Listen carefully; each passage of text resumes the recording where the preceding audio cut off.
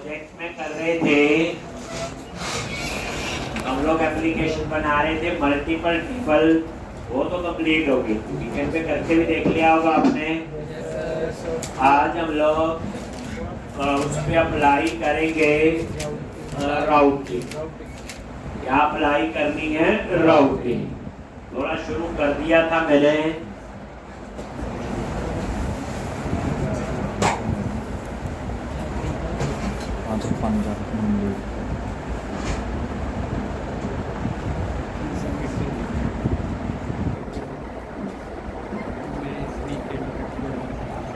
मैंने क्या बताया था राउटिंग के लिए? 2 टाइप्स की राउटिंग लिखवाई थी। एक थी कन्वेंशनल राउटिंग और दूसरी है एट्रीब्यूट बेस राउटिंग। ज्यादातर एट्रीब्यूट बेस होती लेटेस्ट वो है, पर पहले हमें कन्वेंशनल का भी पता होना चाहिए। तो उसके लिए मैंने बताया था कि ऐप स्टार्ट में एक फाइल है route.config.cs। अब यहाँ पे आगे हमने अपने राउट बनानी। एक और इंटरेस्टिंग चीज आपको बताता हूँ, इग्नोर राउट भी यूज कर सकते हैं अगर आप चाहते हो कोई राउट काम ना कर। ठीक, जैसे ये देख, ये कर लेते हैं पहले।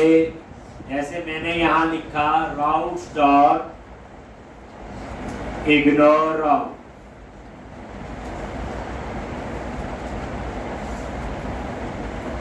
और यहाँ पे हमने लिख दिया कि होम कंट्रोलर और उसका अबाउट एक्शन, ये काम नहीं करना चाहिए। ठीक, होम का अबाउट बना हुआ ना, होम कंट्रोलर बना होता बाय डिफॉल्ट। अब इसमें होगा क्या, कई बार क्या होते हैं कि आप प्रोजेक्ट पे काम कर रहे होते, कुछ राउट्स अभी काम नहीं करने चाहिए। टेस्टिंग में क्लाइंट को उस प्रोजेक्ट का एक फेस हमें डिलीवर करना, तो उस केस में हम कुछ राउट्स को क्या कर देते हैं? इग्नोर। अब इग्नोर का मतलब है, देखो जैसे यहाँ पे गए स्लैश क्या लिखा, होम स्लैश अबाउट, अब ये राउट आपका काम नहीं था। समझ आ गया? बाकी काम कर रहे थे। एक ये देखो, होम कॉन्टैक्ट और एम्प्लॉय, अबाउट जो है वो काम नहीं। ठीक, अगर आप चाहते हो कॉन्टैक्ट वाला भी काम ना करे, क्या लिखोगे? यहाँ पे कॉन्टैक्ट, यानी वही एक्शन का नेम, जो भी यूआरएल आप चाहते हो। ठीक, तो यहाँ पे होम स्लैश एक इस तरह से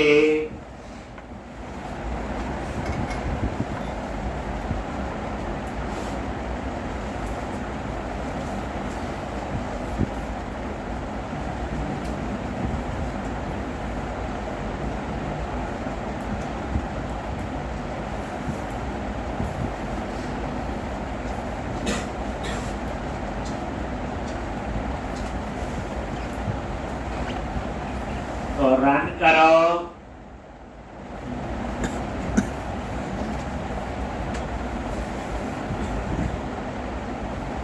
और ये देखो होम चल रहा है, ये देखो एम्प्लॉय लिस्ट चल रहा है।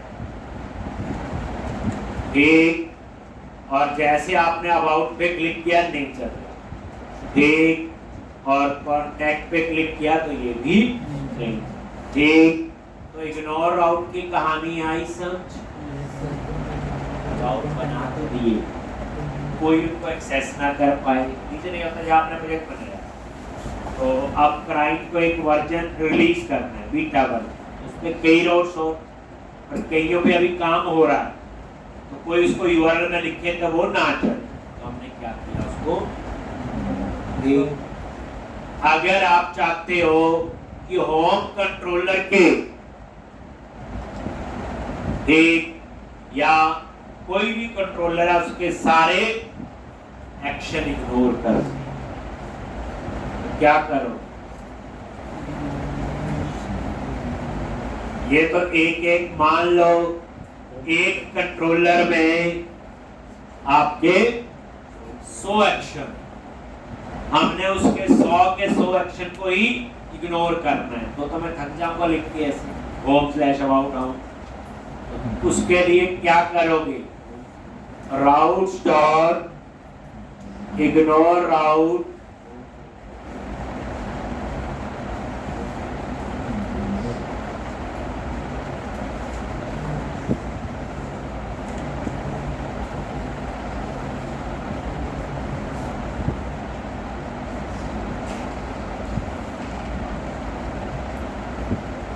टेक इग्नोर राउट। और यहां पे आपने लिख दिया, मान लो एम्प्लॉई स्लैश, और एम्प्लॉई कंट्रोलर के यही लिख दो आगे ये।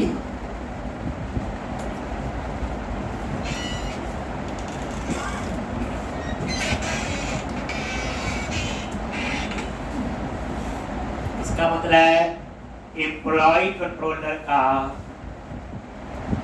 कोई भी एक्शन हम नहीं, सारे क्या कर दिए, ये मैंने ऊपर से देखने क्या किया हुआ, रिसोर्स डॉट कोई AXT फाइल, वो सारी क्या होनी चाहिए,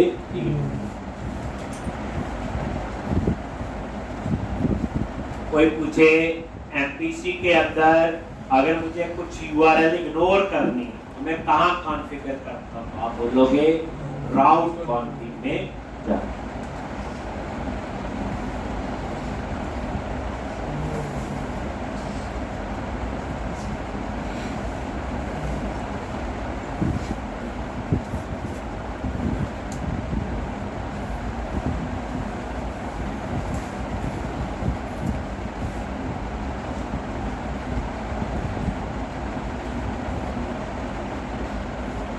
तो इस तरह से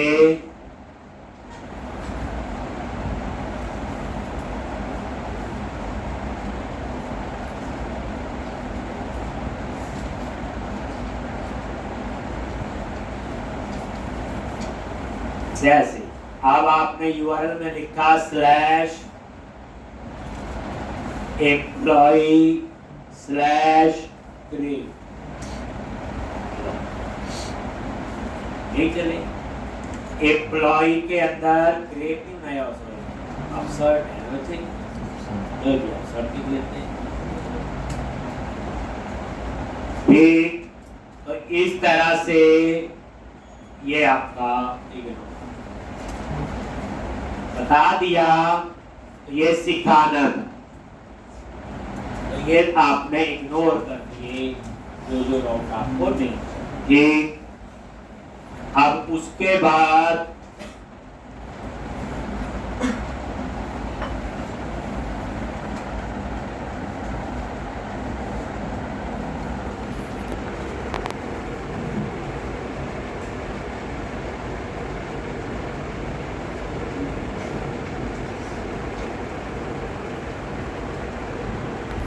ठीक,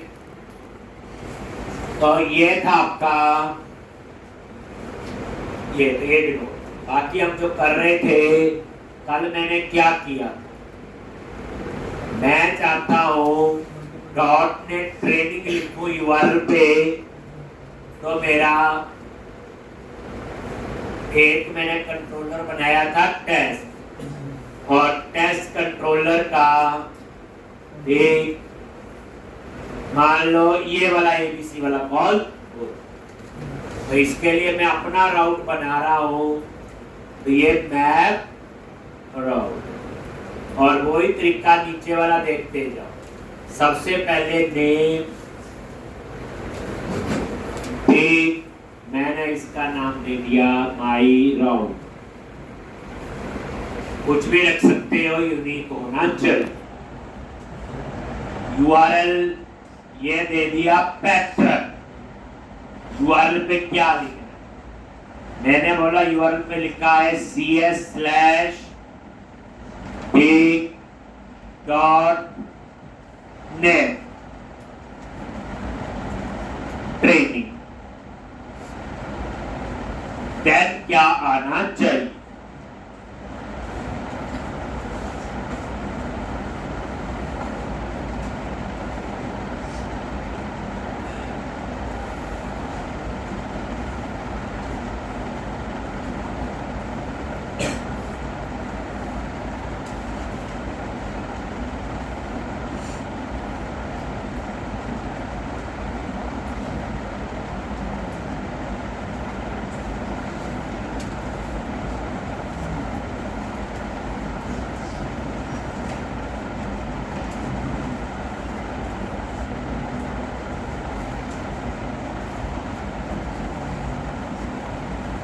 cs/.net ट्रेनिंग। अब यहां पे डिफॉल्ट और वही थी, यहां पे एक्चुअल जैसे मैंने लिख दिया कंट्रोलर और सी स्मॉल। कंट्रोलर मैंने बोला किस कंट्रोलर पे जाए? टेस्ट। और उसके अंदर दूसरा क्या आपका एक्शन। एक्शन कौन सा है? एबीसी। बस। तो अब कोई भी पर्सन यूआरएल में क्या लिखेगा? cs/.net ट्रेनिंग और वो किस पे जाएगा? क्या समझा गई बात? एक इस तरह से आपने कस्टमाइज इसको कर।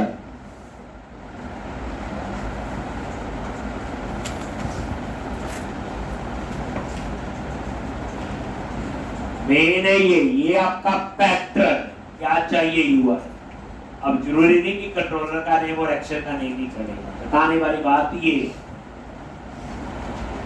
अब ये काम क्या करेगा? जैसे राउट कॉन्फिग पे आएगा पहले इस पैटर्न को मैच करेगा, नहीं हुआ देन फिर इस पैटर्न को मैच करेगा। ये भी नहीं मैच हुआ तो एरर दे देगा। बस यही। अगर आपने कंट्रोलर का नाम /एक्शन लिखा तो यहां तो ये पैटर्न मैच नहीं हुआ, वो यहां से कहां चला जाएगा? यहां आएगा। यहां मैच हो गया तो ये वाला राउट काम करेगा। तो ये मैच करता है जस्ट यूआरएल पैटर्न। ये देखो रन किया,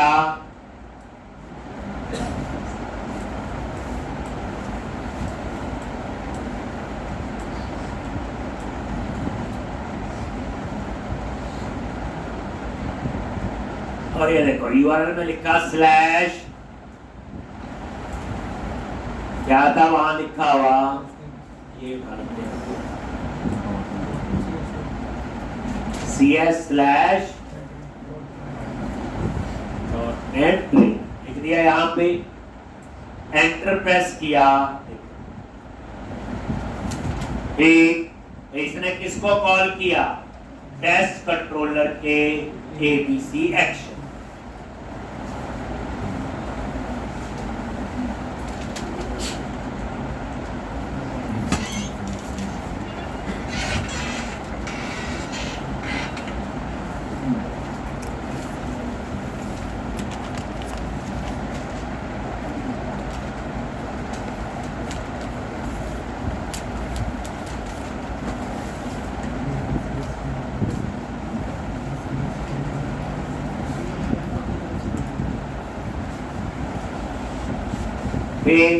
और नेट ट्रेनिंग किया। ठीक है जी। अगर आप यूआरएल में लिखो सीधा कंट्रोलर का नेम लिखा टेस्ट/एबीसी, एंटर प्रेस किया तो भी चला। ये किस वजह से चला बोलो? पहला ये मैच नहीं हुआ तो यहां चला गया। यहां कंट्रोलर का नाम और समझा की बात, इसलिए दोनों ही काम कर। अब आप इसमें सीखेंगे आगे पैरामीटर। समझ आ रहा है ये? अब यूआरएल में जरूरी कंट्रोलर का नाम है, जैसे कस्टमाइज आपको चाहिए आप अपना बना सकते। अब आगे हम लोग बनाएंगे,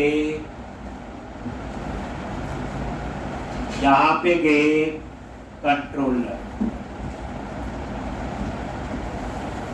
और कंट्रोलर पे राइट क्लिक किया, ऐड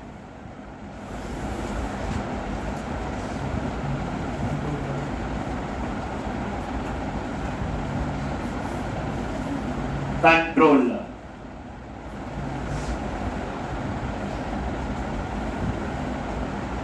और एमबीसी वही सेम कंट्रोलर ऐड करो, और यहां पे नेम दे दिया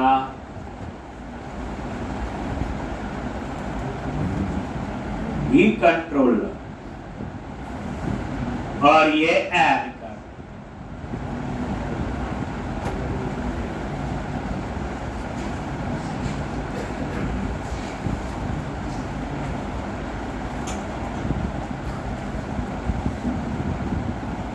ठीक, और यहां पे ये मूवी कंट्रोल।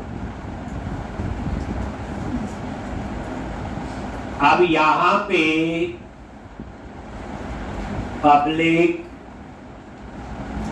एक्शन रिजल्ट, और यहां पे डेट ऑफ मूवी। ठीक, और यहां पे पास किया ईयर और मंथ। दो पैरामीटर बता दिए, ईयर और मंथ। पैरामीटर भी सीखे, ईयर और मंथ, और यहां वही तरीका रिटर्न कंटेंट। तो सबसे पहले year dot to string plus slash, और यहां लिख दिया मंथ डॉट टू।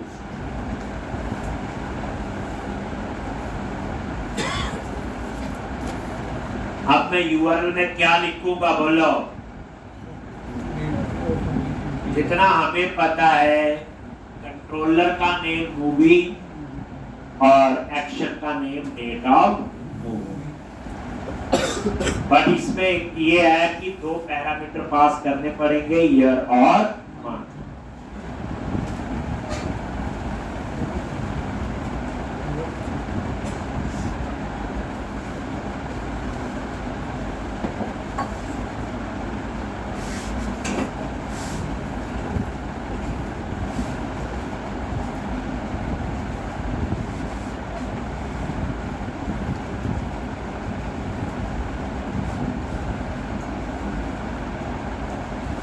ठीक, अब आप इसे रन करके देखो क्या ये चल रहा है कि नहीं। पहले इतना रन किया, यूआरएल में कंट्रोलर का नाम मूवी है और एक्शन का नेम है डेट ऑफ मूवी। पहले प्रॉब्लम समझे। आगे यहां लिखा slash movie slash date of movie, action का नाम लिख दिया। एंटर प्रेस किया, उसने एरर दे दी। बेसिकली ये लिखा हुआ डेट ऑफ मूवी में दो पैरामीटर है जो उसको नहीं मिले, क्योंकि ये पैटर्न मैच ही नहीं हुआ। अब आप बताओ, पहले राउंड कॉन्फिग में उसने देखा है ये तो बिल्कुल मैच नहीं हुआ। नीचे आया तो कंट्रोलर का नाम तो मैच हो गया, दे दिया मैंने, एक्शन का नाम भी दे दिया, लेकिन वो दो पैरामीटर, इसमें एक है, मतलब ये पैटर्न मैच नहीं, ठीक, इसलिए वो एरर देगा। अब एमपीसी के तरीके से कैसे पास करेंगे पैरामीटर वो बाद में, एक मैं नॉर्मल वेब के तरीके से बता रहा हूं।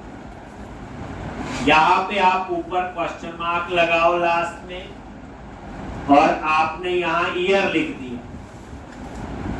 ये जो ईयर है वही पैरामीटर का नाम है, और ये जब यूआरएल में लिखते हैं तो हम कहते हैं क्वेरी स्ट्रिंग। क्या बोलते हैं इसको? जब डेटा आप यूआरएल से पास कर रहे हो तो वो क्वेरी स्ट्रिंग, जैसे क्वेश्चन मार्क उसके आगे पीछे स्पेस नहीं आए, मैंने ईयर लिख दिया 20 ईयर। और दूसरा जो क्वेरी स्ट्रिंग है एम्परसैंड मान, और यहां पे मंथ दे दिया आपने 11। दिखाता हूं, पहले देखो आगे ना ईयर और मंथ। अब आप इस यूआरएल को थोड़ा सा देखो,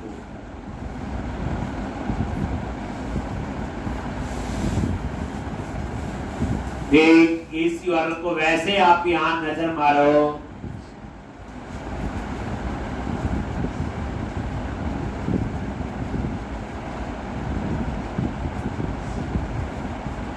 क्या लिखा है? यहां तक तो अपने आप आ गया था। आगे कंट्रोलर का नाम लिखा मूवी, एक्शन का नाम डेट ऑफ मूवी, और क्वेश्चन मार्क होता है क्वेरी स्ट्रिंग के लिए। आगे जो ईयर बन गया आपका क्वेरी स्ट्रिंग वेरिएबल, ये वही पैरामीटर जो मैंने दिया, date of movie. Question mark के आगे पीछे स्पेस नहीं आएगा, ध्यान रखो। और ये ईयर पास कर दिया। दूसरा जो क्वेरी स्ट्रिंग है उसमें याद रखना एम्परसेंड लगता है, पहले के साथ क्वेश्चन मार्क, रेस्ट जितने भी पास करोगे तो उसके साथ क्या लगता है? एम्परसेंड। मान लो एक और पास करना है, देन अगेन एम्परसेंड, एक और एम्परसेंड।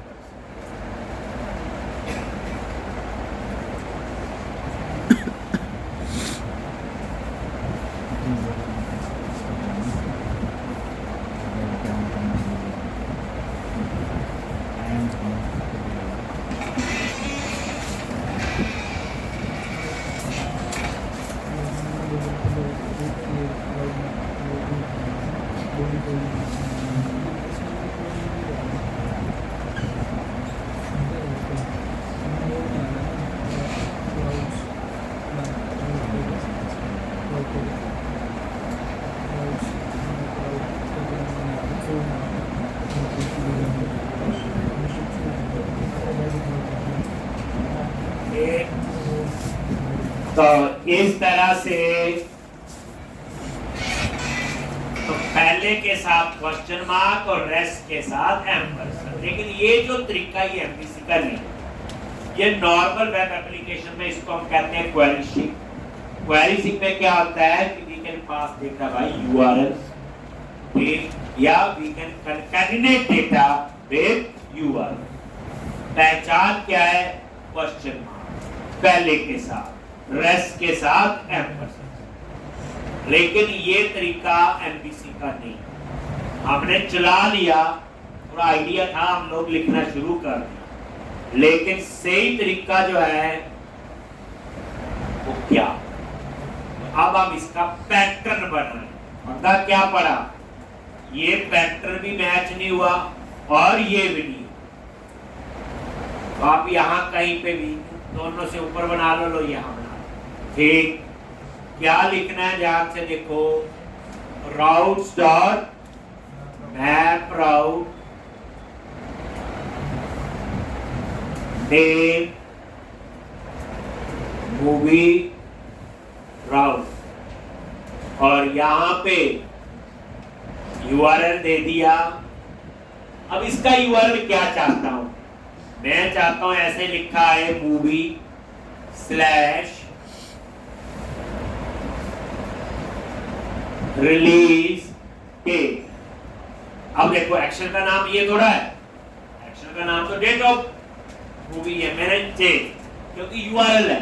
यूआरएल का तो हमारी मर्जी का होना चाहिए, मुझे ये लगा यूआरएल ऐसा देते हैं सामने वालों को इजली समझ, तो मैंने लिखा मूवी स्लैश रिलीज डेट। ये मूवी आगे लिखना जरूरी नहीं, आप सीएस स्लैश लिख सकते हो, रिलीज डेट स्लैश, और उसके बाद करली ब्रैकेट में दो पैरामीटर, एक हो गया आपका ईयर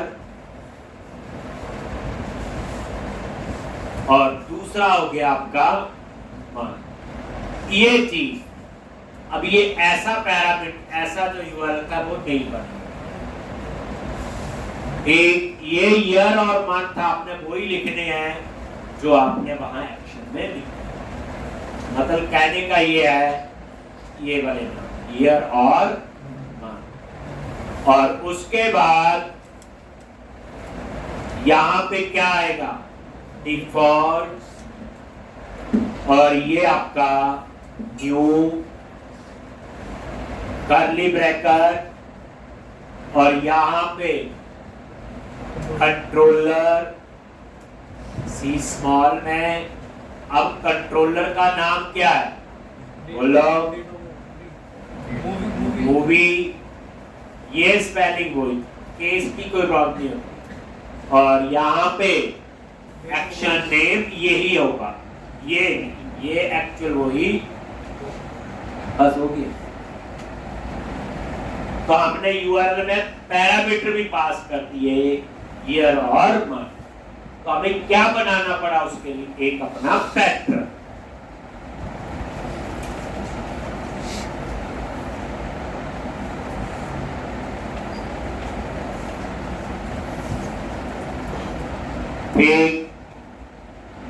अब मैं यूआरएल में लिखूंगा मूवी स्लैश रिलीज डेट और पास करूंगा ईयर और मंथ।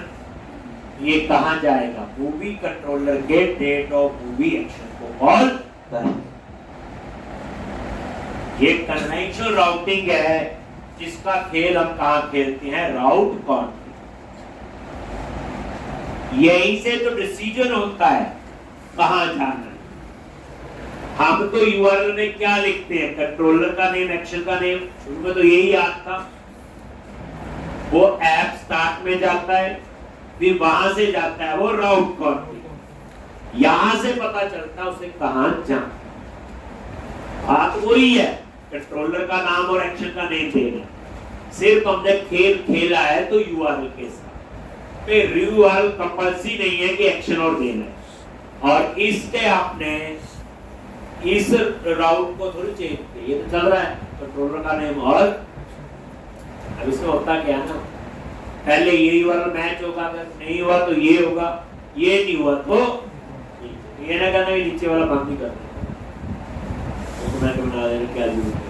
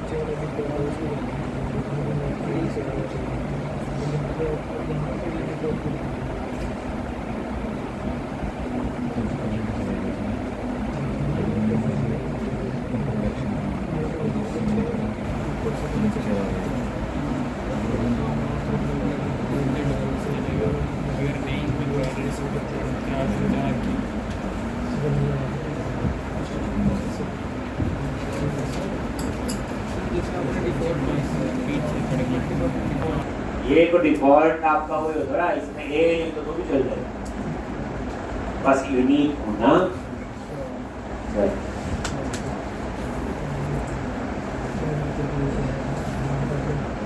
रन किया,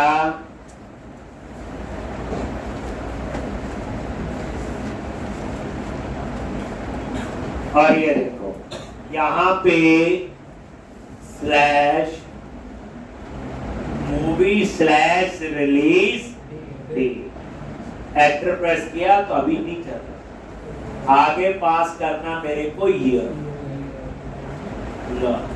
तब भी नहीं चला। आगे पास करना है मुझे लॉजिक चल रहा। तो मैंने क्या किया, इस तरह से ये यूआरएल, जैसे पहले ऐसा किया था, अब ये, लेकिन इसके लिए मुझे अपना पैटर्न बनाना पड़ेगा। अब आपको ये लगता है क्या यूआरएल पे हम कंस्ट्रेंट लगा सकते हैं? जैसे मान लो जो मंथ है वो 2 डिजिट का ही हो सकता है या ईयर 4 डिजिट का ही हो सकता है। ऐसे ही कोशिश करते हैं वो भी लगाना। एक यूआरएल पे भी कंस्ट्रेंट, जैसे प्राइमरी की कंस्ट्रेंट है, फोर्थ की कंस्ट्रेंट है, नल कंस्ट्रेंट है। ठीक, चेक। अब यहाँ पे तो कहने का जैसे डाटाबेस में होते हैं ना, प्राइमरी की, फॉरेन की, यूनिक, चेक, ये सारे क्या होते हैं? नॉट नल, ये क्या होते हैं? कंस्ट्रेंट। ऐसे यूआरएल पे भी आपको चाहिए, तो उसके लिए आपको कहाँ लिखना है? यहीं पे कहीं कुछ करना पड़ेगा। ठीक, तो अब आप लोग इसके ऊपर अपना कंस्ट्रेंट भी लगा सकते हो।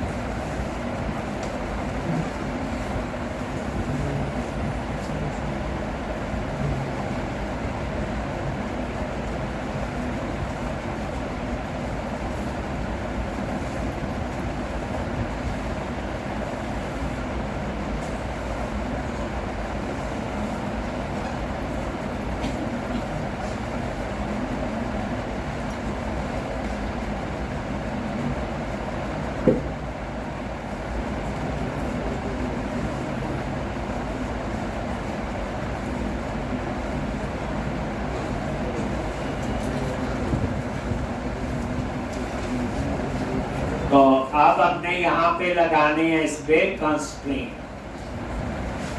जैसे ये, तो यहाँ पे कॉमा देके ये कंस्ट्रेंट, और क्या चेक है? कंस्ट्रेंट न्यू, और यहाँ जैसे मान, ठीक, इसके ऊपर क्या लिखना है? तो डबल कोट्स में, और यहाँ पे स्लैश डी, और कर्ली ब्रैकेट में 2। इसका तो मंथ में जो है सिर्फ 2 डिजिट ही अलाउ, कितने? 2। एक, अब ये स्लैश मुझे एरर दे रहा है, इन्हें कहते हैं एस्केप सीक्वेंस कीवर्ड। तो जब ये एरर दे रहा है तो डबल स्लैश लगाओ, तो ये सिंगल स्लैश दे।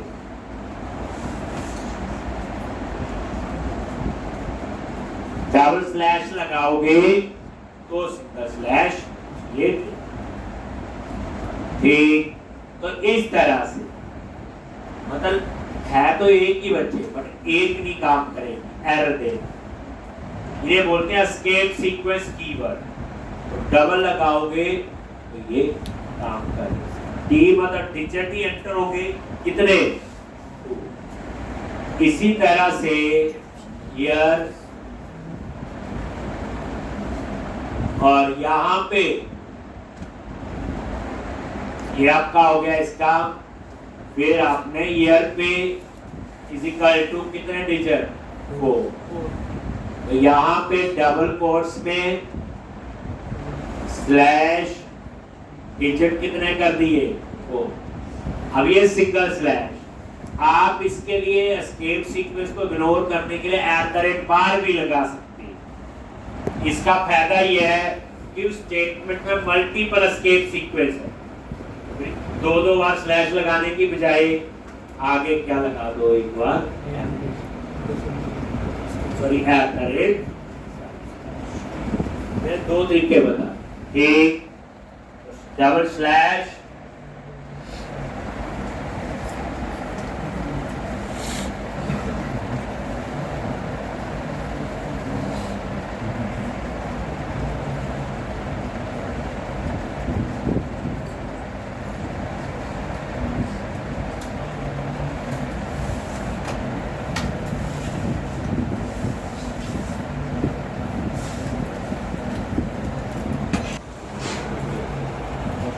तो ये कंस्ट्रेंट भी इसके ऊपर काम करें।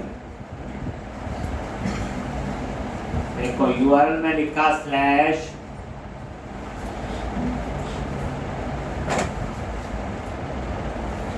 क्या पैटर्न था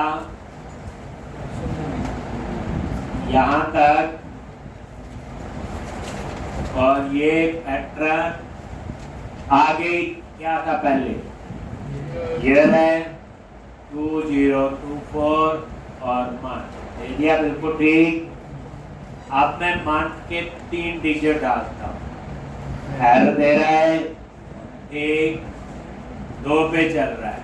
ईयर के मैं 5 डिजिट कर देता हूँ, एक एरर ठीक। अब कई बार ये भी आ सकता है कि डेट जो है या मंथ है ये 1 to 12 के बीच का होना चाहिए, वो कंस्ट्रेंट भी हम लगा सकते हैं, वो दूसरे में वो करवा ठीक। तो ये राउटिंग थी जो मैंने आपको करवाई, इसे हम कहते हैं कौन सी ठीक। अब हम पढ़ने जा रहे एट्रीब्यूट बेस्ड राउटिंग जो बाद में आई थी और ज्यादातर वो यूज होती। उसमें क्या चीज है, क्या ध्यान रखना। फर्स्ट स्टेप ये है, पहली बात कन्वेंशनल राउटिंग को चलिए तो लिख दिया वो चल। अब यहाँ पे एक लाइन आपने लिखनी है, यहाँ पे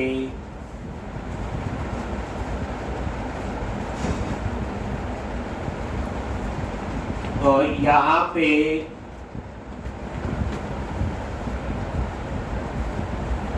ये राउट्स आप अभी रहने दो, पहले हम मेन तरीके से बना रहे हैं आप। और यहाँ पे लिखो routes dot map MVC attribute routes ठीक। अगर ये लाइन नहीं लिखोगे तो एट्रीब्यूट बेस्ड राउटिंग इनेबल नहीं। तो एट्रीब्यूट बेस्ड राउटिंग को इनेबल करने के लिए ये आपकी ठीक।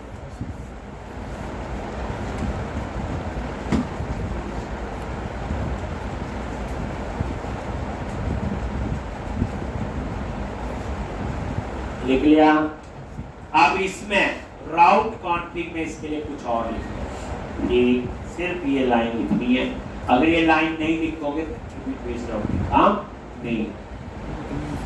अब जैसे अब ये आते हैं टेस्ट, अभी तक हम क्या लिख रहे हैं, test slash ABC test slash index. ये रन करके एक बार देख लें।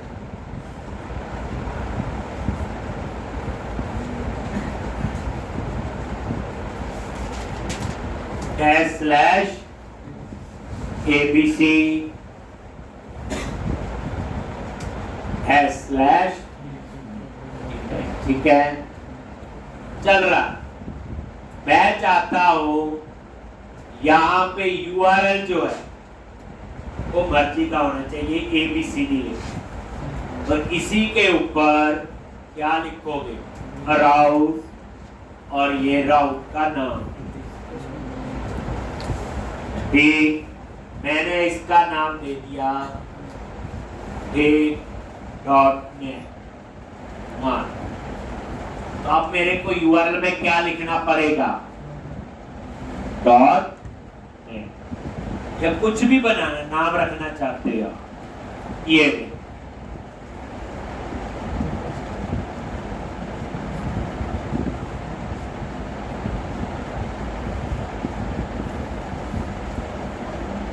यहाँ पे स्लैश लिखा क्या, डॉट नेट, एंटर प्रेस किया, चल गया।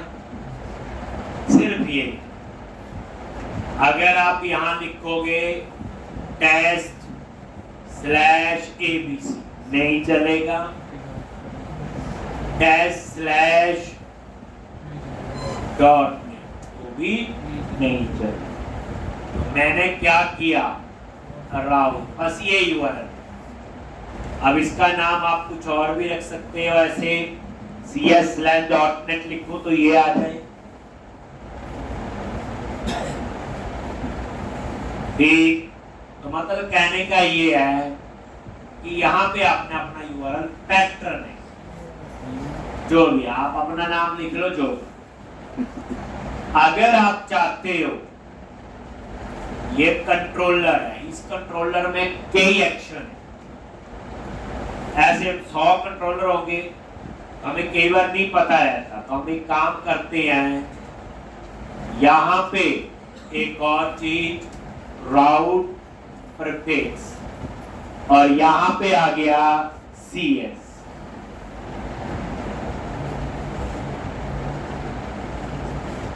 राउट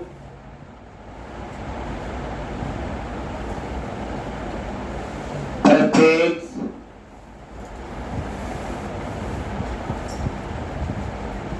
और ये आपका क्या आ गया, CS।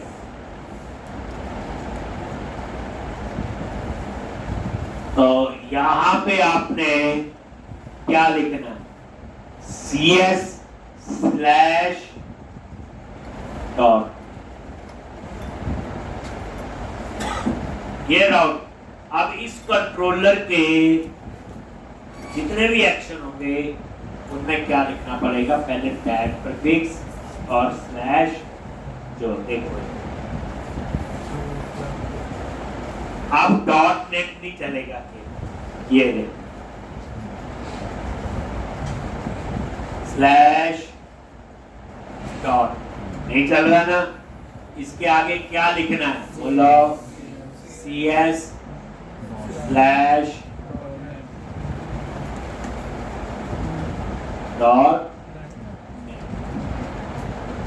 चल गया। अब क्या वो चलेगा ऊपर इंडेक्स -/इंडेक्स, क्योंकि मैंने इंडेक्स के ऊपर थोड़ी दिया कुछ। ये राउट प्रीफिक्स सिर्फ किसके साथ काम करता है, राउट। ठीक, अगर आप इसके ऊपर भी राउट दे दो कोई, जैसे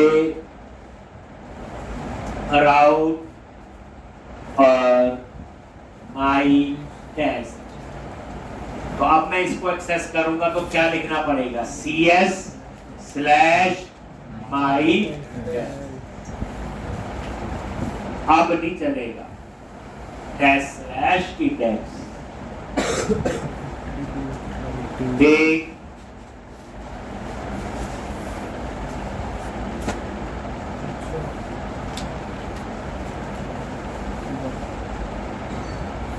ये देखो क्या आएगा, /CS/my चल गया। अगर मैं यहां लिखूंगा टेस्ट/इंडेक्स नहीं चल रहा, तो इसका मतलब कि जब आपने राउट दे दिया, ठीक, तो ये काम क्या करेंगे, CS/this/this, ठीक।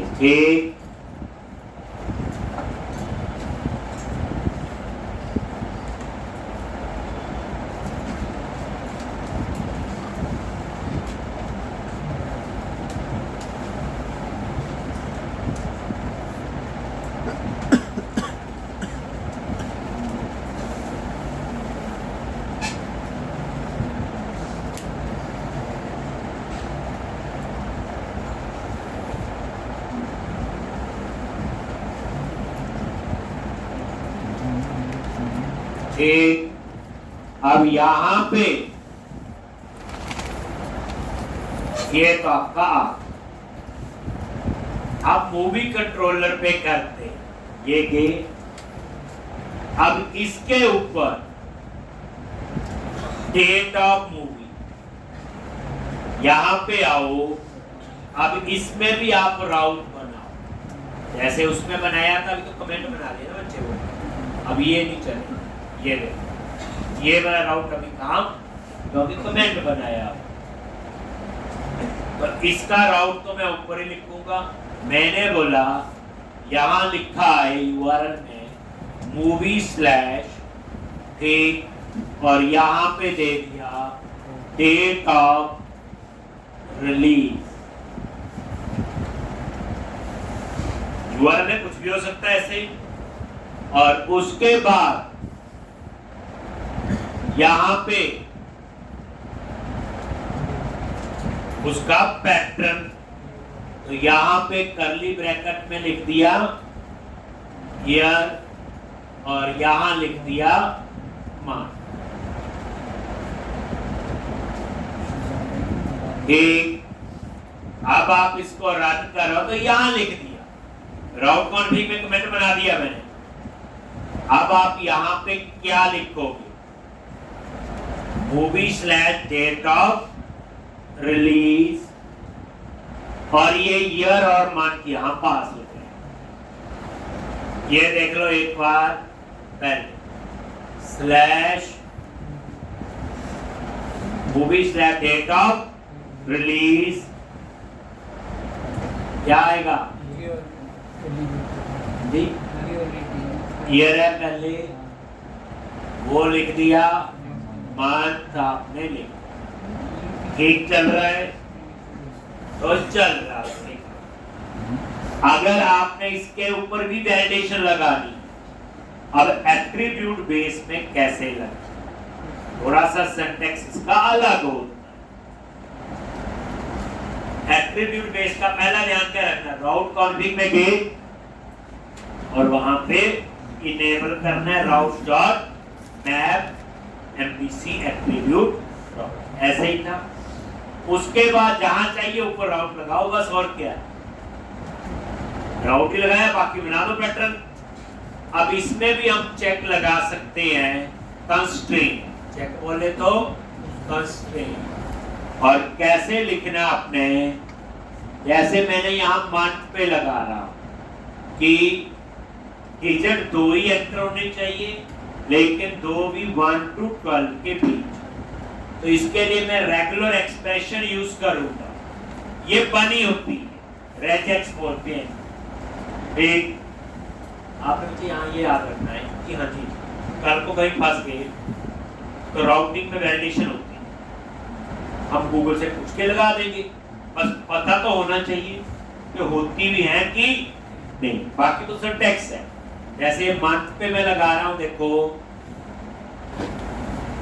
जैसे ये देखो कॉलन रेजेक्स और एस।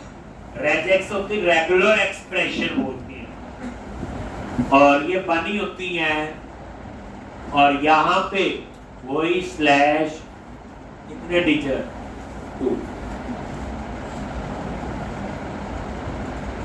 डबल स्लैश क्यों लगाया पता ही है, सिंगल स्लैश तो कीवर्ड। और उसके बाद रेंज, यहां पे RANGE रेंज, और यहां लिख दिया 1 to 12। इसका मतलब मंथ 2 डिजिट का होना चाहिए और range they the 1 to 12।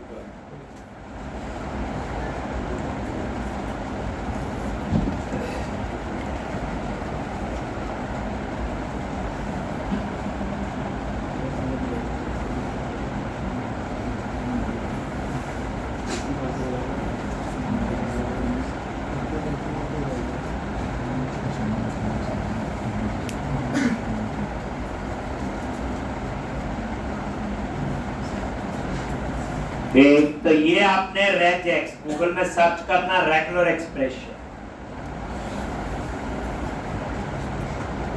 Phone number he enter हो, ईमेल ही हो, तो बनी हुई है रेगुलर एक्सप्रेशन। हमारी रिक्वायरमेंट थी मान 2 डिजिट होने चाहिए और डिजिट रेंज बिटवीन 1 to 12।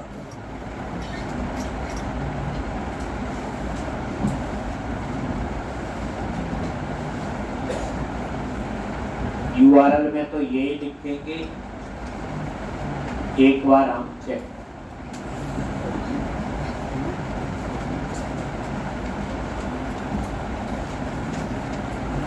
ये बच्चे प्रैक्टिस कर लेनी। अब हम नेक्स्ट क्वेश्चन इसके बाद शुरू करेंगे जिसमें 4 टेबल यूज करेंगे, कंट्री, स्टेट, सिटी और रजिस्टर। उसमें ड्रॉप डाउन लिस्ट भी लगेंगे, चेक बॉक्स भी लगेगा, रेडियो बटन भी लगेगा।